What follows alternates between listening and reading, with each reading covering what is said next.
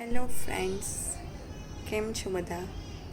આજે હું તમારા માટે એક સરસ મજાની નાની સ્ટોરી લઈને આવી છું. એક બાળક રમતું હતું. રસ્તામાંથી એને એક રૂપિયાનો સિક્કો મળ્યો. એ ખુશ થઈ ગયો અને દોડતો દોડતો એની મમ્મી પાસે આવ્યો અને મમ્મીને કહ્યું, મમ્મી જો મને એક રૂપિયાનો સિક્કો મળ્યો છે. એની મમ્મીએ એને જવાબમાં કહ્યું કે સિક્કો મળ્યો છે, સરસ વાત છે, પણ આ સિક્કો તારો નથી. તો બાળકે કહ્યું કે મમ્મી, એ તો કોઈ પણ રસ્તા પરથી ઉઠાવીને લઈ લેતે, તો મેં લઈ લીધો. ત્યારે મમ્મીએ જવાબ આપ્યો, તારી વાત સાચી છે, પણ આ રૂપિયો જે સિક્કો તને મળ્યો છે એ તારી કમાયેલી મહેનતનો નથી. અને જે વસ્તુ તમારા મહેનત વગરની હોય એ તમારી પાસે ટકતી નથી.